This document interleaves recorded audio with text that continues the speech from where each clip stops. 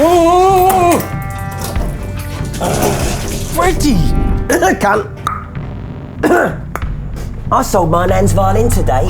It was the only thing I had of any value, just so I could stay in your flat.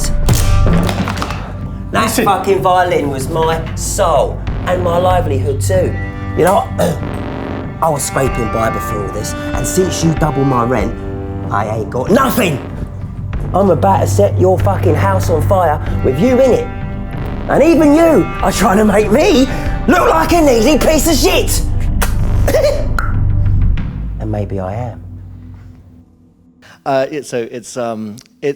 It's going to be a series of short films, all based around the same idea that there's a shady organization that's hiring assassins, and if you happen to get one of these like Willy Wonka-style little cards with a number on it, that entitles you to be able to kill someone, but you have to get rid of the body, and there's the whole bunch of rules, which we're not going to explain all of it just yet. There's going to be more episodes where we explain the greater details. And I got this really silly idea about, you know, a bloke with Tourette's arguing with his Alexa about dildos, and I just thought that'd be really fun. And then I always loved Pete Bennett from Big Brother because he's the most famous person I know with Tourette's. So I just reached out to him on Instagram and I said, "Mate, I'm writing a film about a bloke with Tourette's. Are you up for that?" And he was like, "Yeah, sure." And literally an hour later, he called me and we were talking about what the film was. And then I wrote it with his blessing to obviously write something because I don't have Tourette's, he does. And then I wrote the film, and we threw it all together, and it's an absolute pleasure to make. But working with Pete is hilarious. It's so much fun. Is Pete going to be in the other episode? No. So that's his episode. But then you'll see there's the guy that he yells "no fucking bodies" at. That's Sam Phillips, and he's another actor friend of mine. He's going to be in another episode. So there's going to be cameos, and there's going to be bits and bobs to kind of tie the whole world together. But yeah. Were there any challenges during the production? If you can call the cops turning up all the time, yeah, that's the challenge. We told the fire department that we were going to be launching smoke flares off the top of the building, and we had all these lights simulating fire. So everything was totally cool. And then someone from the pub downstairs walked out and saw these flashing lights and the smoke, walked back in the pub and pulled the fire alarm. The whole pub kicked out. And all of a sudden, I've got a whole load of free extras, and they're all pointing up. And I'm like, film it, you know. And then, of course, everybody starts coming at me, like, you've ruined our business in the pub and the restaurant and all this kind of stuff.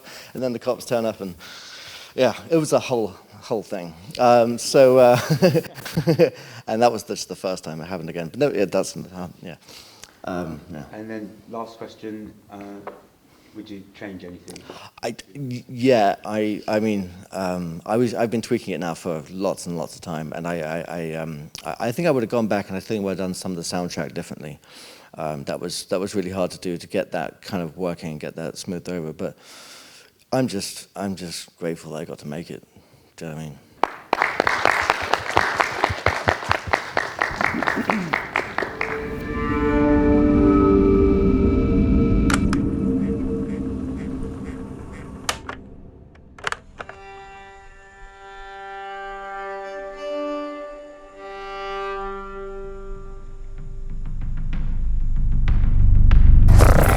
Oh! Freddie! Cunt. I sold my nan's violin today. It was the only thing I had of any value, just so I could stay in your flat. That fucking violin was my soul and my livelihood too. You know, I was scraping by before all this, and since you double my rent, I ain't got nothing. I'm about to set your fucking house on fire with you in it. And even you are trying to make me look like a needy piece of shit. And maybe I am.